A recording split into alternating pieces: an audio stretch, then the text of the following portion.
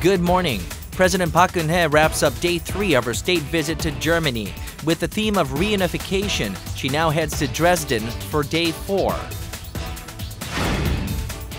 Breaking up into units, K-pop idols are mixing things up with different collaboration projects, building a new fan base.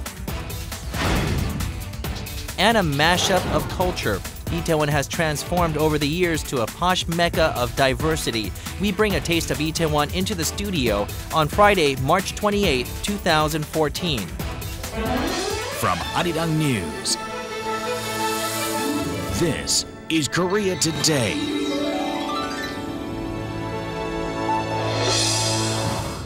And good morning. Welcome to Korea Today. I'm Kim Young alongside Kim Min-jung and Jin-ju. Good morning. A special auction was held yesterday.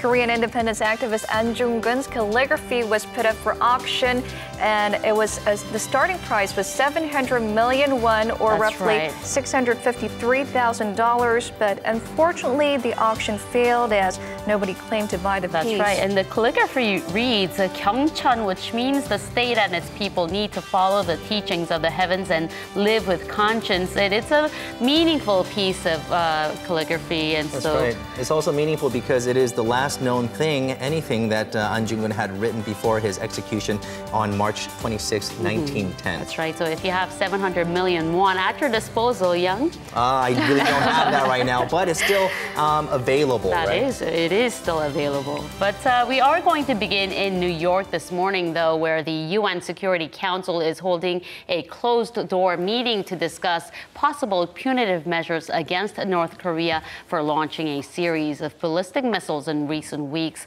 the latest ones just 2 days ago. The special session of the 15-nation council comes at the request of Washington, which has called the latest provocations a threat to global security and is reportedly seeking to adopt a Security Council statement condemning the missile launches. The council is expected to discuss expanding existing sanctions to target the North's reclusive leadership.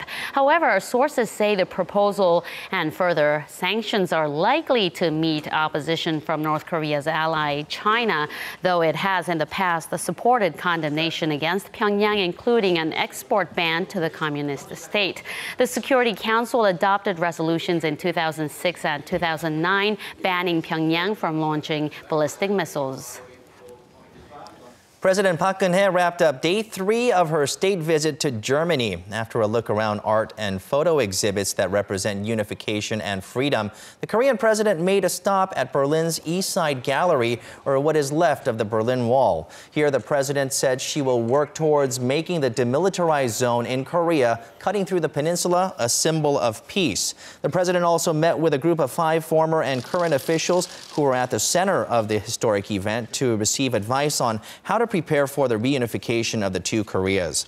At a luncheon with Korean and German businessmen, President Park vowed to set the stage for a peaceful reunification and asked the business community to do their part to help achieve economic integration on the Korean peninsula.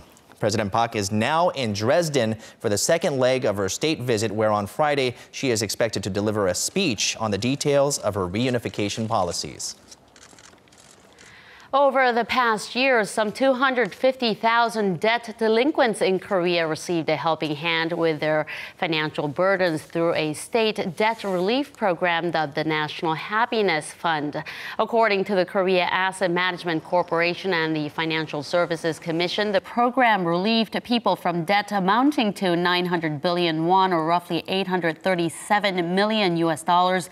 That's nearly 52% of the entire 1.8 trillion won in overdue debt. From March of last year, close to 250,000 people have benefited from the fund, which offers lower interest rates and extended maturity, with each debtor receiving an average of 5.7 million won. Faced with criticism that such state bailout fund could lead to moral hazard among delinquent borrowers, the Financial Services Commission said the program also offers concrete measures to get people back on their feet with job consultations and support for startups. They're eating all the food. Now, as Young mentioned in our second headline, President Park is now in the former East German city of Dresden, which has developed into an economic, political, and educational center of Germany. And as for her schedule in that city, President Park will be giving a speech on her vision for reunification at the Dresden University of Technology, which is one of the 10 largest universities in the country. She will then move on to Frankfurt, where she is scheduled to meet with Korean residents, including former miners and nurses who were sent to Germany in the 1960s. Now, much attention is being drawn to President Park's so-called Dresden reunification doctrine, which will be announced in a speech she is scheduled to deliver. What can we expect to see in this doctrine, and why did she choose this particular city for her visit? Let's find out.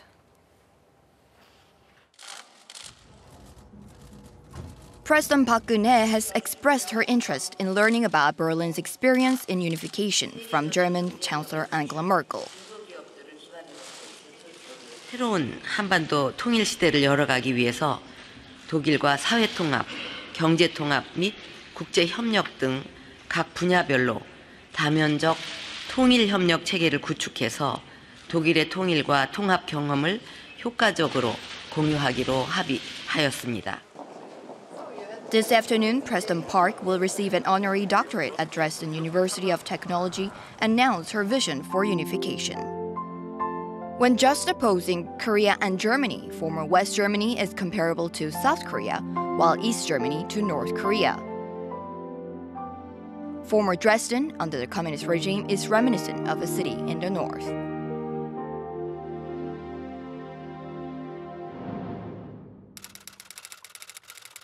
Dresden is symbolic in Germany's unification, as is the place where former Chancellor of West Germany, Helmut Kohl, made a landmark speech in December 1989.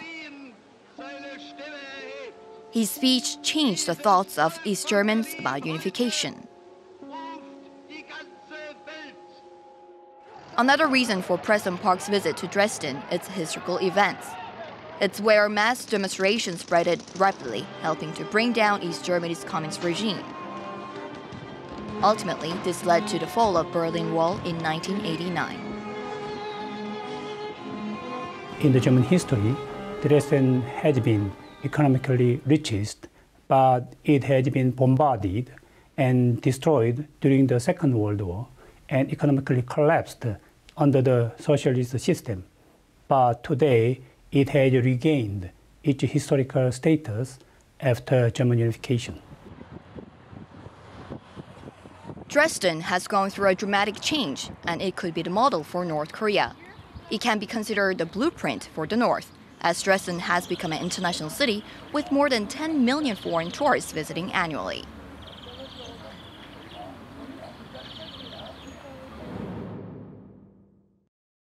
Experts see the potential in 5 major special economic zones in the north, such as Kaesong and Sinuiju, especially with their attention on the Kaesong Industrial Complex. Kaesong is a similar case to Dresden. Kaesong was a capital of Goryeo Kingdom with a cultural heritage. Furthermore, we have industrial park in Kaesong, which will give experience and infrastructure for South and North Korean cooperation after unification. Since the launch of Kaesong Industrial Park in 2003, it's been the symbol of inter-Korean cooperation. Not only that, it has been seeing progress in attracting foreign investment and showing potential as a global industrial park. Now much attention goes to President Park Geun-hye's speech at Dresden, the symbol of Germany's unification and fall of the Berlin Wall. Now, Dresden is a city that can be seen as a source of inspiration when it comes to the issue of reunification for those in South Korea. And President Park has been putting great emphasis on learning from the experience of German reunification to realize this goal. So to take a closer look into Germany's past experience and what this can mean for Korea as it turns its eye to reunification, we connect live to Ms. Barbara Zollman, a Secretary General of Korean-German Chamber of Commerce and Industry. She's currently in Germany traveling with the president. Thank you for your time this morning, Ms. Zollman. Good morning, Jinjo. How are you? Good. What events do you have ahead of you with the president on Friday? Well, the president moved on to Dresden, and she is having meetings there, as you already described in the program. And we look very much forward to her visiting the TU Dresden and receiving the honorary doctorate there. Mm-hmm.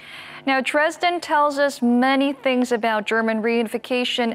Could you briefly walk us through what Dresden was like before and after unification and how much it grew in terms of economic size? Well, actually, Dresden had been a strong place for industry before the separation took place. So it had a very good industrial base when reunification happened. And the state of Saxony put very much emphasis on strengthening the industrial core that was still existing. And on this, Dresden built very successfully, and they were able to revitalize their automotive industry, but also moved into new directions, for example, nanotechnology and biotechnology. In this sense, they've been very successful. Mm-hmm. And German reunification makes us here in South Korea envision a unified Korea as well. But Germany did face great economic difficulties, and there still remain side effects after reunification.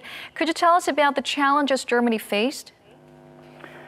Well, there are challenges on many sides, which sometimes overshadow what reunification is. Reunification is a huge success if you can really bring those two nations together. At the same time, you have to look at the time that those two countries were divided, and this makes the difference in the cultural feeling of the two countries, and at the same time, the economic development was different. So this is something you had to bring together again after reunification. And of course, there's also some financial implication involved, but at the same time, you have huge benefits and huge potentials if you bring those divided parts together. So you always have to look at both sides of the coin. Mm-hmm. So there were potentials and challenges existing together. Now, South and North Korea must be very different from the case of West and East Germany before their reunification. But what could be some of the lessons South Korea could learn from the German experience? One of the things I think is very important is that you have regional partnerships. So reunification does not only take place among those two countries, but you also have a region where you're located in. You have neighbors who watch the political implications. And in the case of Germany, they were very lucky that the four powers, the United States, Russia, France, and Britain, were supportive of the reunification. And also the European Union could help in all the progression that had to take place afterwards. So that's probably one of the things that Korea will have to look into, how to bring the neighboring countries in supporting such a reunification. Mm-hmm. So the support from the neighboring countries will be very important in the process. Absolutely. Yes. Thank you, Ms. Ullman, for your time today, especially at a very late time there in Germany. Have a safe trip back. Thank you. Have a good day. Bye-bye.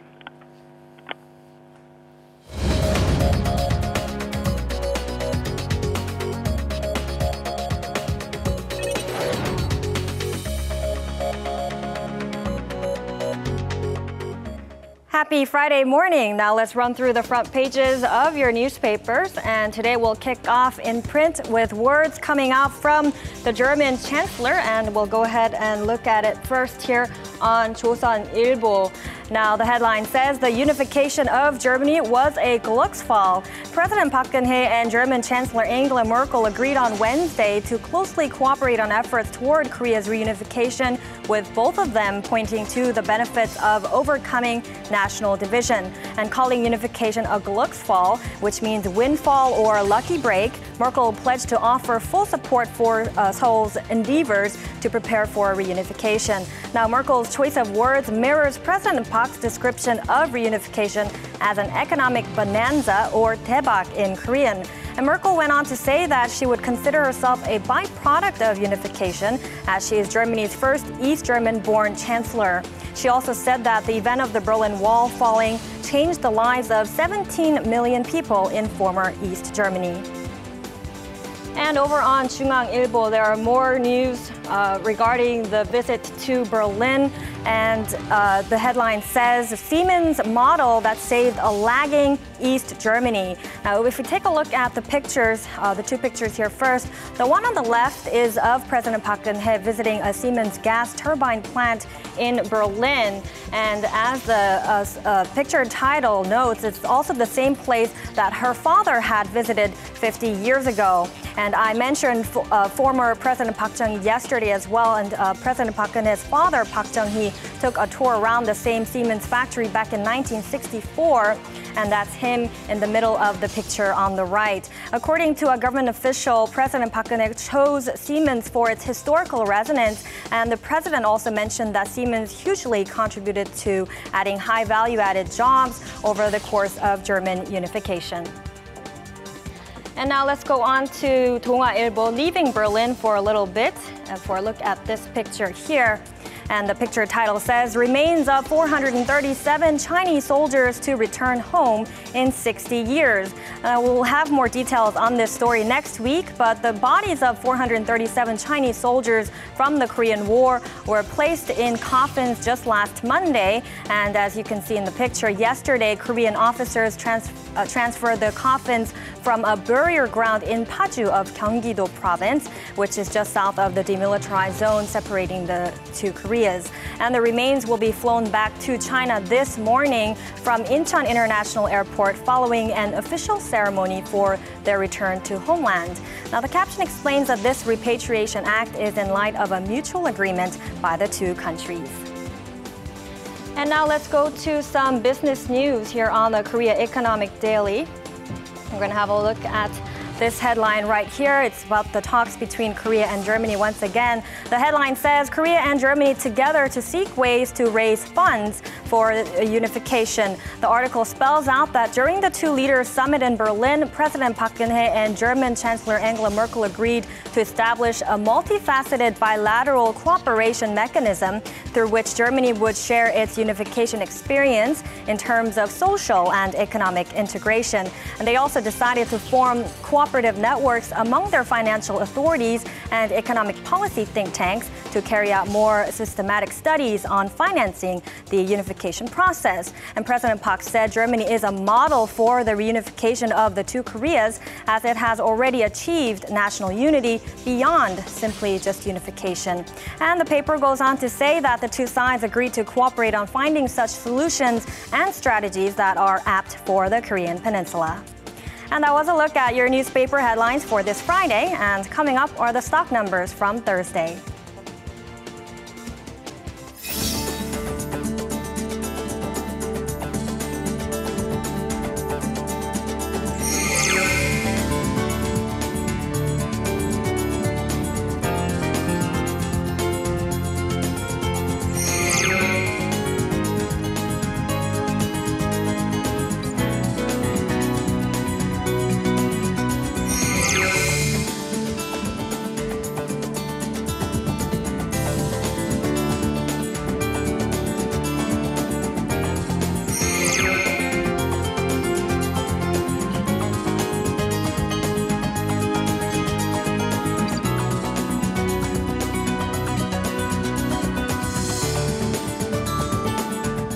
And it's 19 minutes past the hour on Korea Today, and we've been getting some pre-summer-like temperatures yesterday, and we're expecting a bit of rain on the weekend. You have to wonder why it has to be the weekend when it rains, That's right. For a closer look at today's weather and also the weekend, Chun Sung-cho is standing by outdoors for us for more on that. Good morning to you, Sung-cho. Good morning. Good morning, guys. It seems like weather is getting way ahead of us now. Temperature in Hapcheon, Gyeongsangnam-do province yesterday rose up to 25 degrees Celsius, recording the highest this year. This is way above the annual average, and this is causing some plants to flower weeks earlier than expected across the nation. Here in Yeouido, an annual spring flower festival is set to take place starting this year's April 13th, scheduled for when the flowers would normally reach their peak bloom. But because of some flowers starting to bloom early, like these cherry blossoms, which are especially sensitive to temperature changes, some are worried worried that the festival might not be so festive. It's not just Seoul, but Gangwon-do province, Jeju, and all around the nation. So people are just looking at the skies and keeping their fingers crossed. So what does the weather have in store for us today? Today we have clear skies and sunny conditions ahead due to the influence of a high pressure over Japan's southern sea. But as it drifts away to the southeast, clouds will start forming and the skies laid up at night. So let's take a closer look at today's forecast around the peninsula.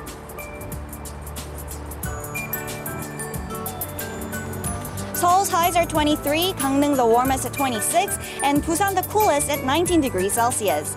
Though we have nationwide rainfall in tomorrow's forecast, these warm conditions will carry on into next week.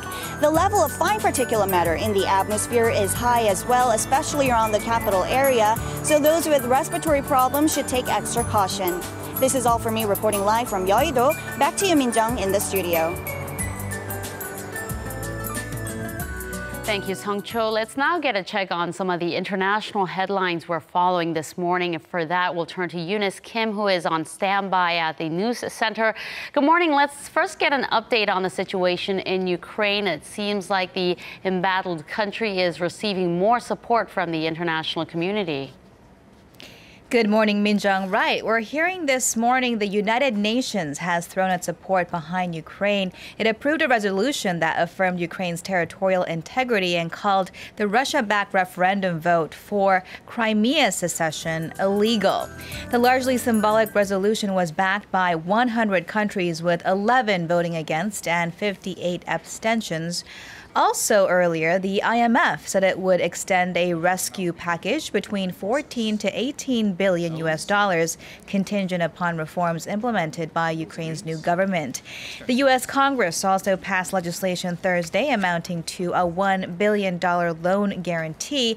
Another $2.2 billion is expected to come from the European Union, so certainly Ukraine getting support one after the next. They could surely use a helping hand at this point. Now, the hunt for the missing Malaysia airliner. Yesterday, we had some hope with some new satellite data from France, and it looks like today we can be even more hopeful.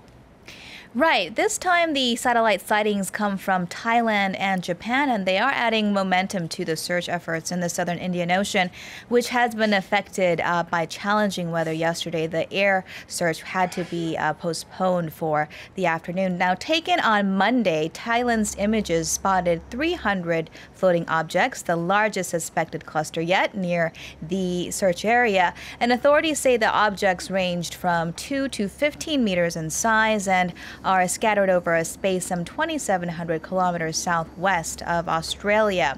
Now, near the same area, Japan's Cabinet Intelligence and Research Office said its satellite on Wednesday located some 10 objects, and these images have been passed on to Malaysian authorities. It will likely take several more days to process the data, though.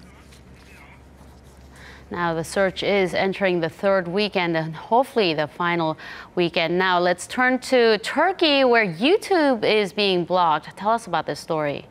That's right. This would be the second social media ban after Turkey's telecommunications authority blocked Twitter late last week. A local court had called for a lifting of that ban on Wednesday, saying the government did not have grounds, but instead it appears the authority has moved to block access to YouTube, saying it took an administrative measure against YouTube after, quote, technical analysis and legal consideration. This followed what appeared to be a leaked audio recording of a highly confidential conversation between Turkish officials, which was uploaded onto YouTube. And Prime Minister Tayyip Erdogan, during a rally Thursday, called the leak villainous and dishonest. Prime Minister Erdogan is facing important local elections on Sunday. And that wraps your look at the international headlines we're following this morning. And still ahead, who are some of the faces that made it into the spotlight this week? Denny Hong brings us a wrap-up of entertainment news, and we also take a look at sub-unit groups breaking out onto the scene, becoming more popular with their new takes on music. Don't go away.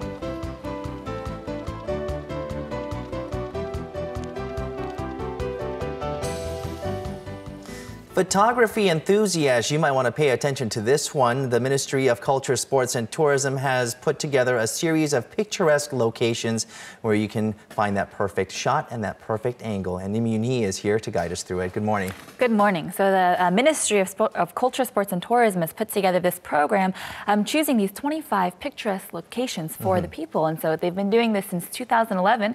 So let's take a look.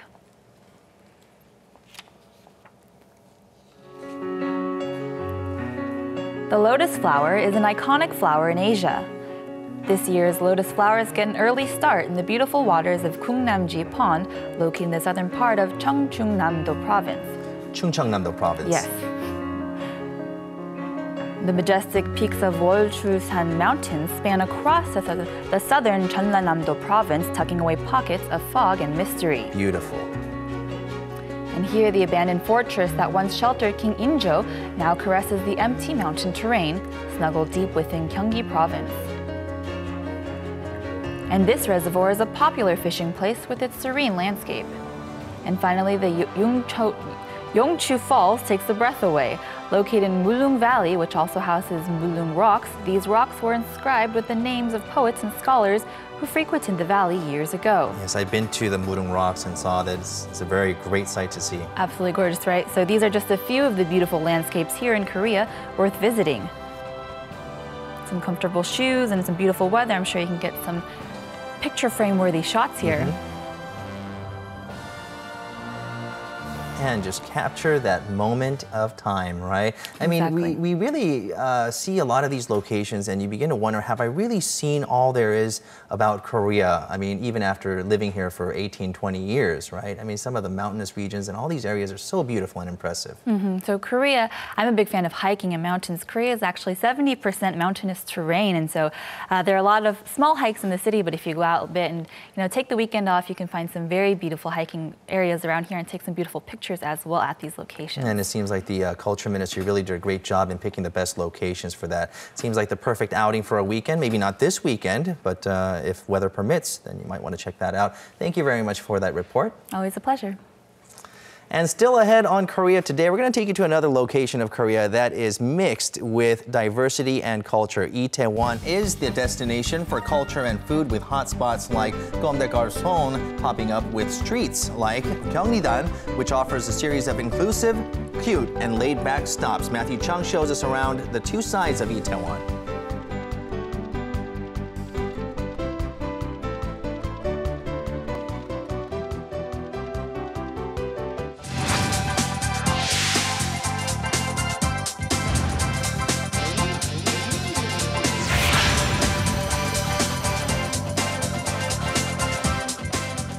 Time now to check out some of the hottest daily news online on News Sum Up. That's right. First on the list is today's main keywords at 2 p.m. We see Hong Dae-kwang picking Kwak Jung-eun as wife for the show We Got Married.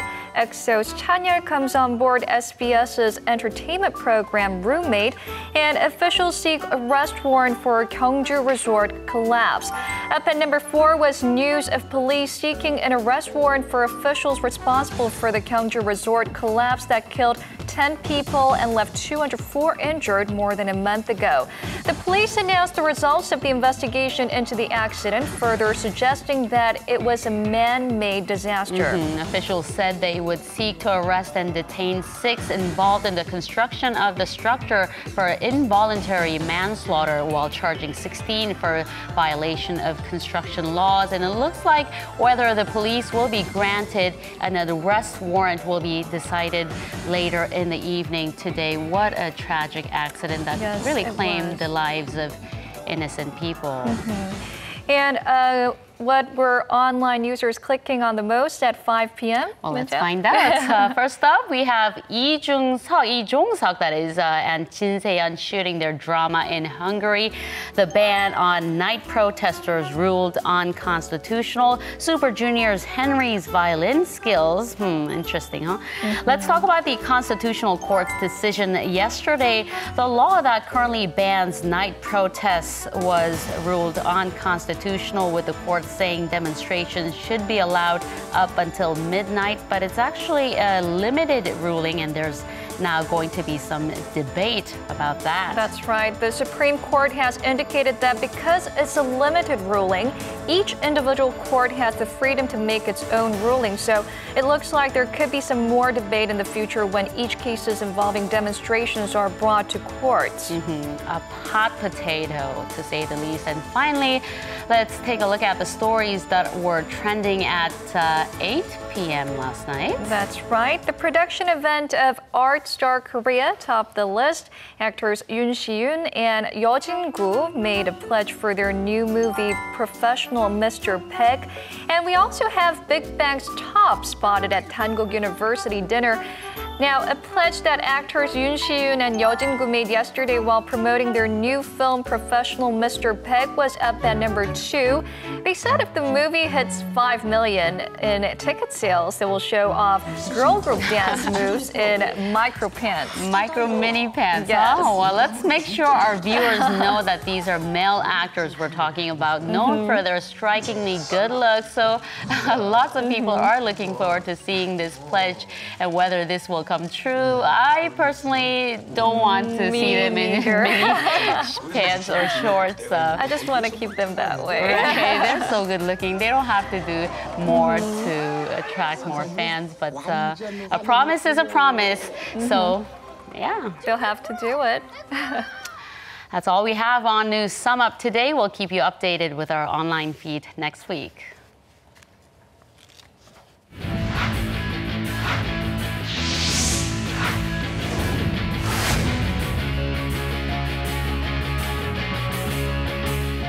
Now, New York Yankees legend Yogi Berra once said, "It ain't over till it's over." And for the Korea Skating Union and the Korea Olympic Committee, the fight for Kim Yeon-ha's gold medal goes on. But the president of the International Skating Union states no official paperwork was given. According to Octavio Cinquanta, the president of the ISU, the World Skating Governing Body, did receive a complaint, but no official paper to dispute the scoring was made. He added that in order for them to review the controversial scoring, there needs to be an evidence, as the fight goes on over a month after the Sochi Winter Games. And staying with the sport, with the World Figure Skating Championships taking place in Japan, the future of South Korean figure skating, 17-year-old skaters Park So-yeon and Kim Hae-jin completed their short program on Thursday. Now, competing against 33 other skaters, Kim Hae-jin was able to finish her short program with 51.83 points, allowing her to qualify for the free skating program. On the other hand, it was a great day for Park So-yeon, who would score her career best 57.22 points, even with the 1-point deduction. But speaking of career best, Japan's Mao Asada sets a new record for a short program after scoring 78.66 points, breaking Kim Yeon-ha's record by 0.16 points and setting a new world record. And now moving over to baseball, where the KBO fans have been waiting months and months and will now finally have baseball again this weekend. Of course, with these Samsung Lions winning 3 straight Korean Series titles, they look to be the early favorites going into the new season. But now that the teams are allowed to have 3 foreign players, no one's sure who the real preseason favorites are. Meanwhile, the KBO has stated that their goal for this season is to break the 7 million attendance mark once again with their slogan, "Always be with you." And moving over to the KBO with Game 3 of the semifinals between the Seoul SK Knights and the Ulsan Mobis Phoebus. Of course, jumping into the game here, SK and Mobis neck and neck as Mobis takes a slim 20-18 lead after the first quarter before going into halftime with a 38-33 lead. SK's offense stifled by Mobis' defense all night as Moon Tae-young puts up 18 points and 10 boards as Mobis takes a 2-1 lead with a 67-62 win. And now finishing things off with Game 1 of the Women's V-League Championships between the defending champions IBK Altos and GS Cartex. And despite IBK being the favorites in the series, this match is a close one, as both teams split 2 sets each in the first 4 sets. But the difference maker in the game is Bethania de la Cruz de Peña, who puts up 42 points and leads GS's offense as GS Cartex takes the final set 15-10 and takes Game 1 with 1-0 series lead. And that's going to wrap it up for me. This has been SJ. Have a great weekend, everyone, and see you guys again for your sports needs.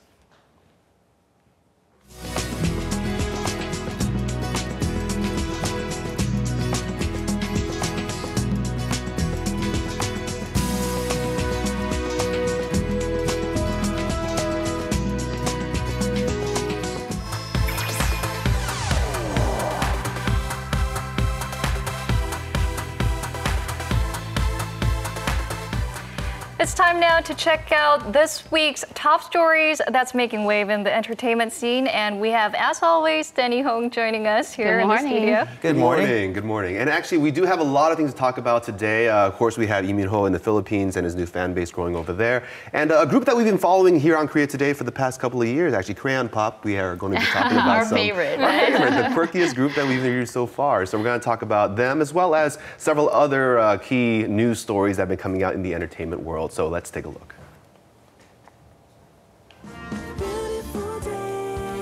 Actor Lee Min-ho is becoming immensely popular in the Philippines with the drama The Heirs.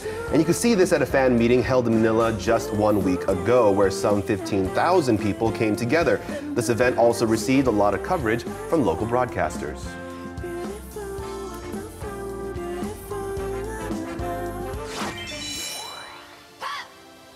Girl group Korean Pop has been invited to open the stage for Lady Gaga's upcoming North American tour. The quintet will join Gaga's team starting in June and perform their quirky Pa Pa Pa song along with other ones also in Korean. Question is, will Gaga do that dance? The boy band Teen Pop is currently on their own world tour and has received praise during its performance in New York. A lot of local media was there to cover their show, signaling their potential in breaking into the U.S. as the next up-and-coming K-pop group. The film Snowpiercer by director Bong Joon-ho premiered in China, and in its opening week, it has landed first place in the box office, seeing $7.6 million in ticket sales. Reviews from famous actors and online users in the country have so far been very good. It's anyone's guess how long this trend will last. With a lot of top male actors in their 20s facing their mandatory military service, the industry is busy trying to secure lead casting roles for upcoming dramas and shows. Actors Kim Soo-hyun, Lee Min-ho, and Chung Keun-seok are just some of the most well-known stars included on the list of those going away. So many are curious to see which new faces will emerge while these stars temporarily leave the scene. A lot of news on the entertainment scene, but you're here to talk to us about sub-unit groups, and I really don't understand the concept here, to be honest. It's all the rage these days, sub-units, right? If you look about sub-units, they're a little bit different in concept. If you think about overseas, we have one-off collaborations. You'll have different individual solo artists or even groups doing concerts together, but to come out with a new album in a more longer-term sense, it's more of a Korean trend, I would say. It pops up from time to time. So we're going to be looking at a couple of them, Two Hearts as well as Orange Caramel, which has been around for quite a while. So let's take a look at this new uprising in the subunit trend here in Korea.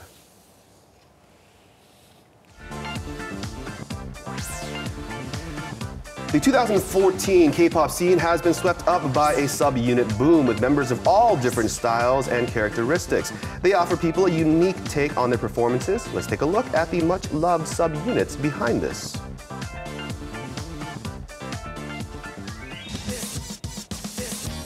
The hottest subunit group now is led by two members of separate popular idol groups, Key from SHINee and Woohyun from Infinite, who have created the group Two Heart and put out their first mini album, Delicious. And they're also from different entertainment companies, right?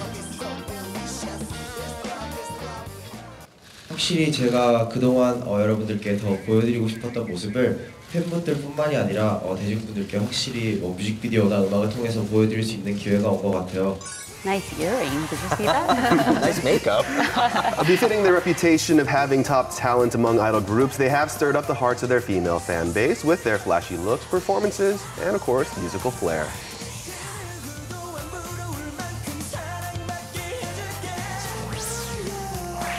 The title track Delicious in the mini album breaks away from their existing image of both Infinite and SHINee, and the duo has taken on distinctive styles.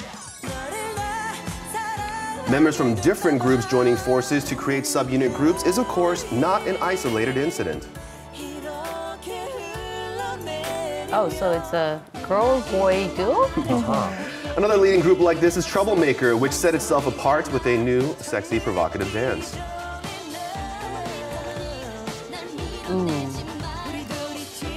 A little racy for the morning. It's too early for this. No, it's great. More recently, Sistars Hoyu and vocalist Chung Gi-go put together a project group and swept the music charts for 5 weeks with their song Some. Why is it that these different members have come together?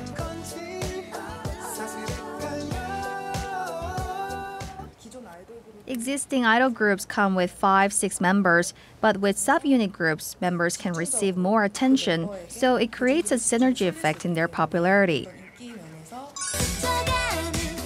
Meanwhile, subunit groups teaming up within their own ranks are also becoming more prevalent. One of the classic examples would be Orange Caramel. They are one of the longest-standing subunit groups, and with their third mini album, Catalina, they are breaking into the top ranks of the charts.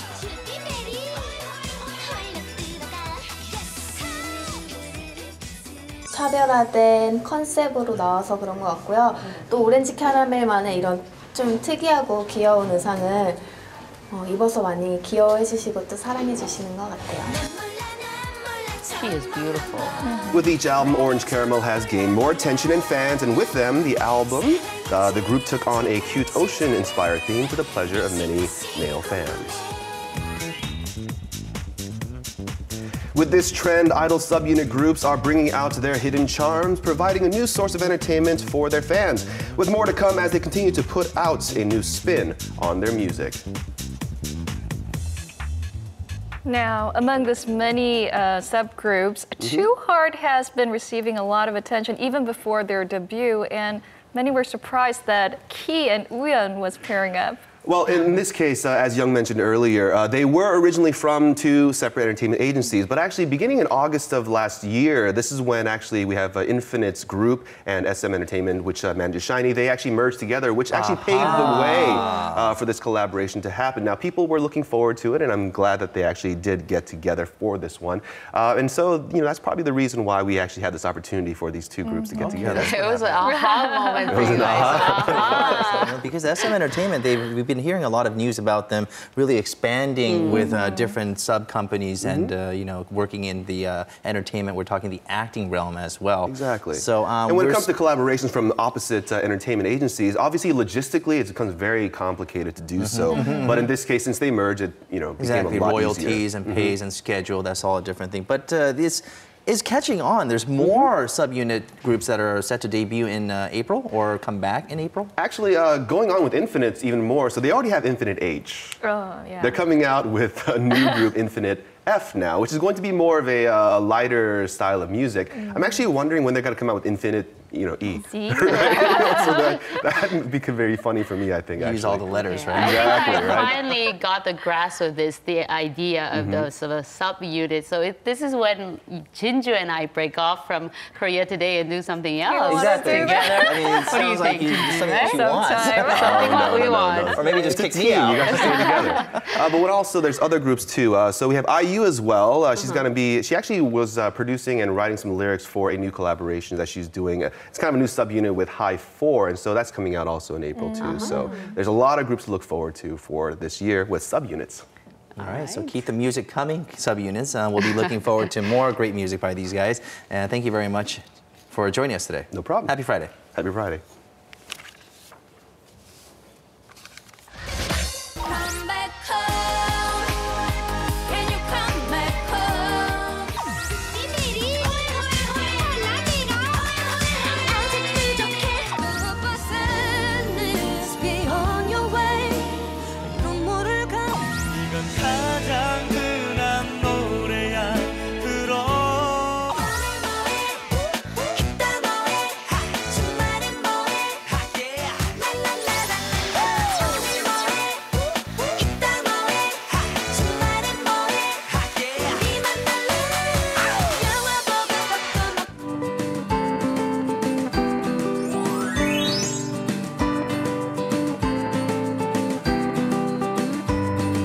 South of the river, we have Gangnam. We also have Cheongdam-dong and Apgujeong. North of the river, there's Hongdae, as well as Itaewon, which has quickly risen to one of the hot spots of Korea, or Seoul, the capital. And Matthew Chung joins us with more. Good morning. Good morning, Matthew. Good morning. So Itaewon, it's a fantastic neighborhood, and part of the reason why is because it has this sort of diverse multicultural background. But because of this, it kind of it allows people to sort of do their own thing. It used to be known as like this sort of a tourist district with a lot of cheap clothing, you know, bargain deals and a lot stuff. of foreigners used to go there. I mean, still to this day. But, yeah, but it's become now this total posh hotspot. That's true. I mean, one of the reasons why is because there are people out there. They're taking risks. They're doing new things, and they're taking what they do, and they're presenting it to everybody. And Itaewon is one of the best sort of platforms for that. And one of the probably one of the most iconic neighborhoods in Itaewon is the Comme des Garcons street. It's flashy, it's chic, it's sophisticated. So why don't we take a look at the Comme des Garcons street? So I want to show you something special today, the two sides of Itaewon.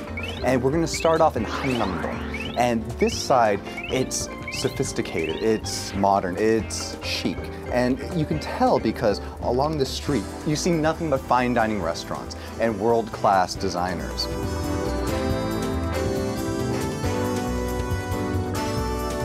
And this neighborhood, it's up and coming.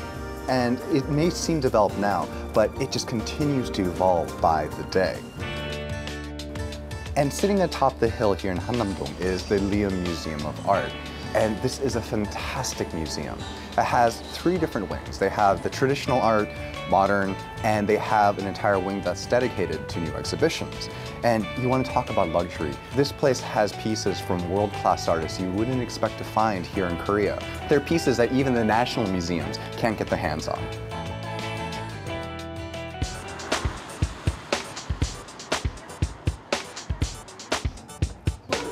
So this is Hummus Kitchen out in Hannam-dong, and when you walk in, it's got this fantastic modern Middle Eastern inspired decor. So a lot of gold, but at the same time it's very clean and modern at the same time.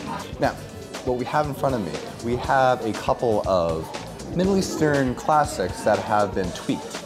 On this side we have falafel. For our Korean viewers, what we can describe falafel as, think of it as a Middle Eastern 빈대떡 or 녹두전. It's seriously one of the healthiest fried dishes you can have out there.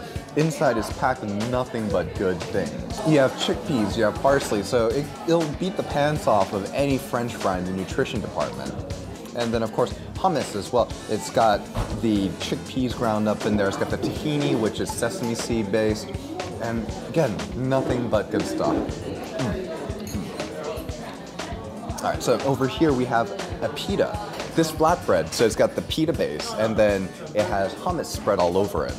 And then you have all those traditional Mediterranean flavors, a little tomato, a little parsley, a little bit of olive oil drizzled on top, some almond. And then it's given the addition of avocado, so it's almost lightened up with a little bit of the California cuisine touch. I'm looking forward to this one.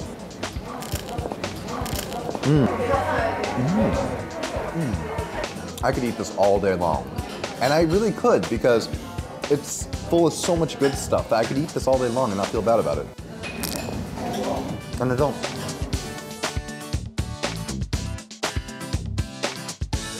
And we have all these food. Is this really guilt-free food? I mean, can I just eat as much as I want without feeling bad about it? I mean, everything in moderation, of course, yeah. This is the falafel we saw in the report, That's right? correct. It looks slightly burnt, but you have to have some. It's the hummus with it.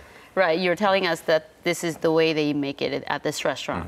Yeah, it's what it is it's a little bit more seasoned and spiced on the inside. So you'll see that when you cut into it, it's a very bright color on the inside. But once that hits the oil, it does turn color. Okay, is this a finger food? Can I just use my fingers? Go for it. It's easier that way. Okay. If you don't mind, I'll have some milk. So Matthew, what made this Comme des Garcons street so famous? Well, there's the Comme des Garcons flagship for one. It's an enormous building.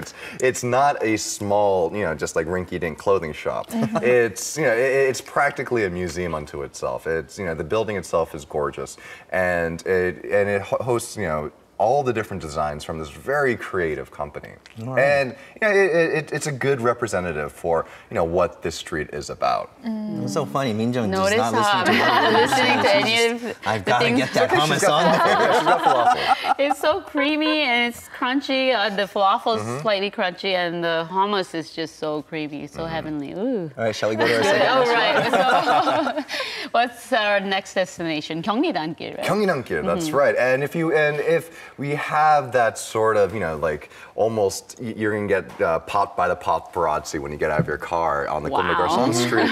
Over on Gyeongnidan-gil, it's much more free-spirited, it's bohemian. It's got a great sort of diversity to that area. And those shops, each of those shops are very, very small, so it's really cute. It's a different ambiance. Exactly. People there, they're really just out there, and they're putting themselves out, on these storefronts, on these menus. So why don't we take a look at Gyeongnidan-gil and see what makes it so special.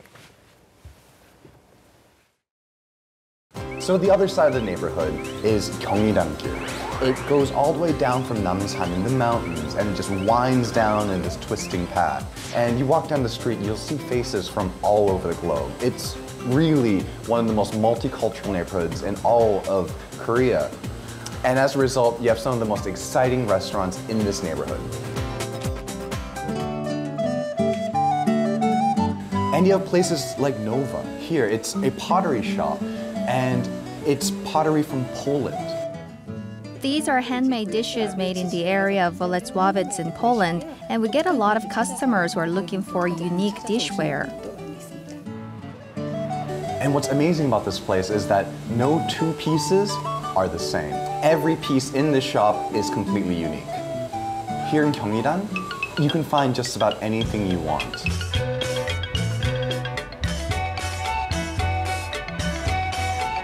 And this is Gallery Pochana. It's one of my favorite restaurants in this neighborhood. It's a Thai place, and the food is incredible as well. I'm not going to talk anymore. I'm just going to jump right into this guy because, look at it. How much stuff is in here. You have a small ocean's worth of seafood in here to begin with, and then you have all these different vegetables, different aromatics in there. And that's the beauty of Thai cuisine, is that they're able to take all these incredibly forward, assertive flavors and meld them all together into one cohesive dish. Oh man. So you have the sweet crab meat up against the spicy curry. These flavors, they're all so pronounced. They're all as they should be. And they sing is what they do. And for me, at least, can't have something like this without a little bit of rice. And this right here, it's a crab fried rice. A little crab on crab action. What is it? Can't go wrong with that. And it's the best way to take some of the curry, and then you take it right up, put it right on the fried rice, and eat it all together. I feel good.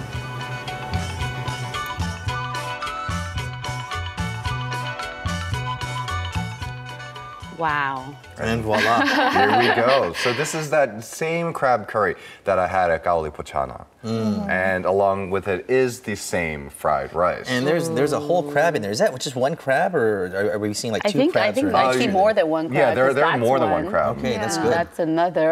Right. So what other ingredients are in there? So in there is a veritable ocean of seafood that's just swimming in that really fragrant broth. And so you have things like really tender shrimp, squid, and not only that, one of my favorite parts about that is the egg. It's just, it lends a really nice richness to it. Matthew is salivating as he speaks. Right, his mouth is watering, and you have to have it with the fried rice, right? Exactly. But I just cannot get over this hummus. It's so good. I can bathe myself in it. I literally want to go in here. The hummus, right? How do you have the recipe for this? I know you can make it. Couldn't be simpler. So, you can get hummus from your grocery store or the department store in the really pricey containers, or you can make it yourself with just a bunch of canned and jarred ingredients essentially. You could get dried chickpeas of course, but if you really want to make this quick, use canned chickpeas. Use those and take a little bit of the juice that comes along with it. And you want to add a little bit of lemon juice, a little bit of vinegar, a little bit of tahini, which is a roasted sesame seed paste. Now, if you don't have any, don't worry. Just if you have a nice high-powered blender at home, or a nice, if you want to put your back into it with maybe a mortar and pestle, you can make your own sesame paste. It's really roasted sesame seeds plus oil. So tahini could be substituted with sesame seeds? Basically, you'd be making your own. Okay. And essentially, all these just they get pureed together. And you just want to find the right consistency, season it well, finish it off with a little good olive oil, maybe a little bit of sumac, and boom. It couldn't be simpler. And it's so good for you too. Is it? It's really guilt-free, huh? Packed full of protein. All right. Low in all the bad fats. Okay. I need that. I grew up in the Middle East. I just grew up on this, right? So it's like comfort food for me. Comfort food, there it is. Well, thank you very much for bringing Min-jung's comfort food into the studio. Thank you so much. Always a pleasure. And while I try to jump in here, we'll have to wrap up the show. All right, finally we can eat. Enjoy your weekend. We'll see you back here tomorrow morning at 7 a.m. Thank you for watching. Bye-bye. Bye-bye. Bye.